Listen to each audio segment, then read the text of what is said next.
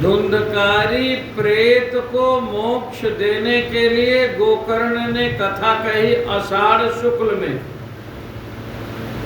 आषाढ़ शुक्ल में धुंधकारी को मोक्ष मिला। भगवान के दूत आए धुंधकारी को लेने के लिए। धुंधकारी कृष्ण बन करके प्रकट हो गया।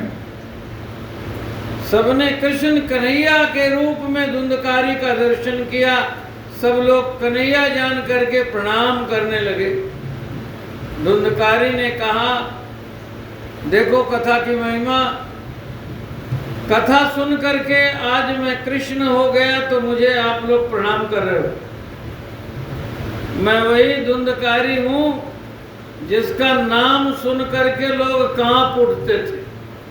धुंधकारी आ रहा है ऐसा सुन करके लोग घरों के दरवाजे बंद कर दिया करते, डरते थे। ये पूरा आतंकवादी था। मैं वही धुंधकारी हूं, प्रेत बन गया और मेरे मोक्ष के लिए मेरे भाई ने भागवत की कथा सुनाई। कथा की ऐसी महिमा। आज कथा सुन करके मैं कृष्ण बन गया हूं तो आप लोग मुझे प्रणाम कर रहे हो। जब देवदूत धुंधकारी को विमान में बैठा के जाने लगे तो गोकर्ण जी सामने आ गए। गोकर्ण जी ने निवेदन किया, आप लोगों से मेरा एक प्रश्न है। तो देवदूत पूछ रहे हैं, पूछिए क्या प्रश्न है। तो गोकर्ण जी ने कहा, कथा हमने कही, कथा सबने सुनी, विमान केवल इसके लिए आया। विमान केवल इसके लिए आया, बाकी सबके लिए विमान क्यों नहीं आया? अब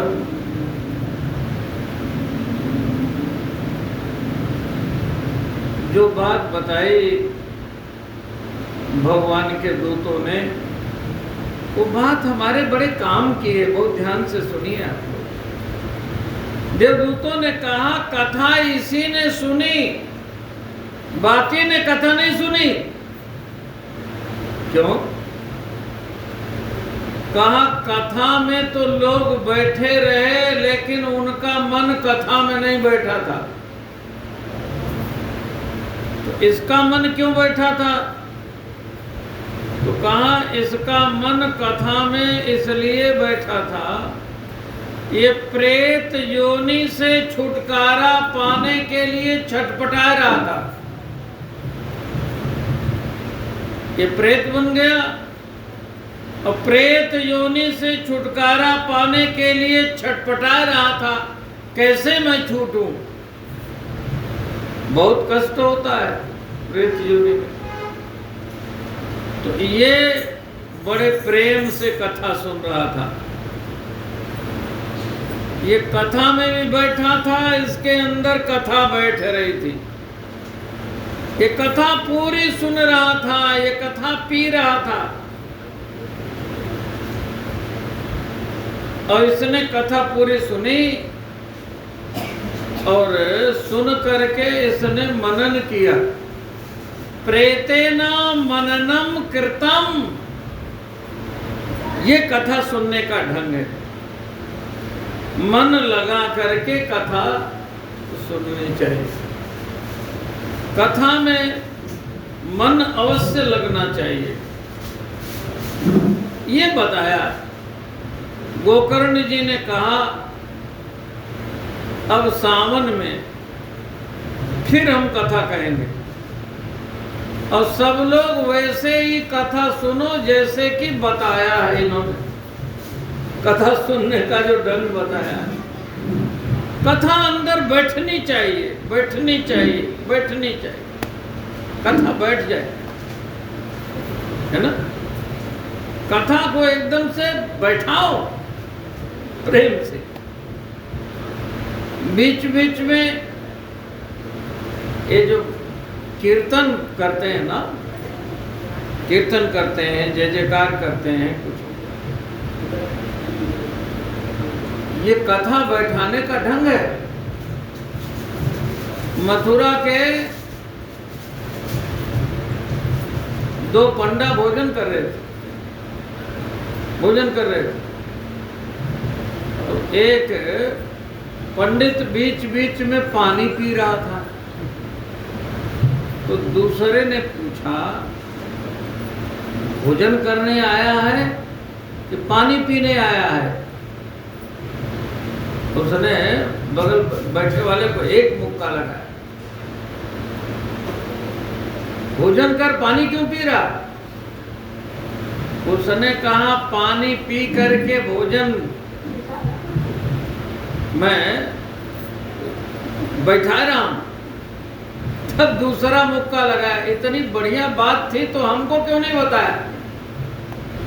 तो कथा देखो बैठनी चाहिए।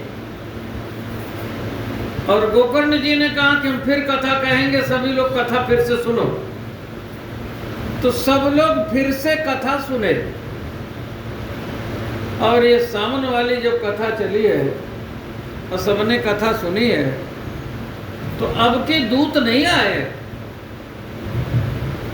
अब की बार तो श्याम सुंदर स्वयं आए हैं। बोलिए कृष्ण कन्हैया लाल की। कन्हैया जी स्वयं आए। किस लिए आए? कथा सुनने वालों को अपने धाम ले जाने के लिए आए। स्वयं भगवान आए। तब तो एक प्रेत था ना, धुंधकारी, तो उसके लिए विमान आया था। और अब बहुत सारे लोग हैं कथा सुनने वाले, बहुत सारे लोग। तो इन सब लोगों को लेने के लिए स्वयं भगवान आए। बहुत ध्यान से सुनिए, कथा सुनने वालों के लिए भगवान आते हैं। कथा सुनने वालों को लेने के लिए भगवान आते हैं। और जो कीर्तन करते हैं, अयोध्या वासी बन जाते हैं, उनको भगवान यहाँ छोड़ के नहीं जाते। उनको भगवान साथ में लेकर के जाते हैं। ये राम जी ने परंपरा लगाई। बहुत ध्यान से सुनिएगा, बड़ी अच्छी परंपरा है राम जी की। राम जी जिनसे प्रेम करते हैं उनको अपने साथ रख लेते हैं। राम जी किसी को छोड़ते नहीं।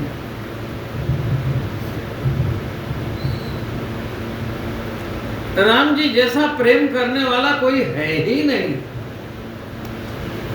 ये बात कहाँ लिखी है? भागवत में लिखी। श्री राम प्रेम की बात भागवत में लिखी। कहाँ लिखी?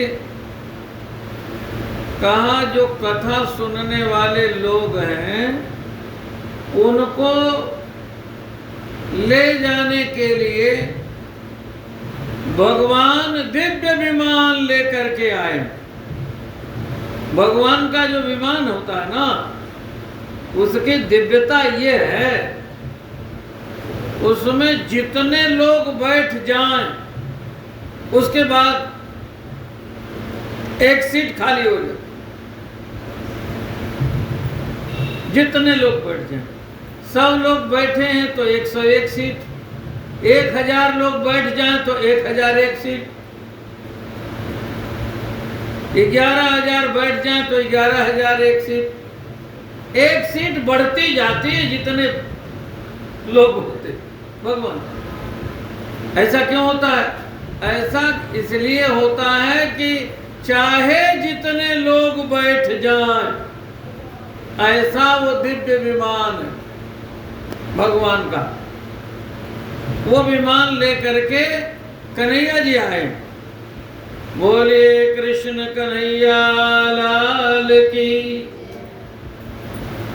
तो लिखा भागवत में, अयोध्या वासी वासिनः पूर्वं यथा रामेण संगता तथा कृष्णेन ते नीता गोलोकं योगि दुर्लभम। दोनों बात लिखी। कृष्ण जी लेने आए हैं ये तो लिखा ही, ये लिखा कि कैसे ले जा रहे हैं कन्हैया जी। कहा जैसे अयोध्या वासियों को लेकर के राम जी जा रहे। राम जी ने कहा अयोध्या वासियों आपके साथ हम रहे, हमारे साथ आप रहे हो, अब हम चल रहे हैं।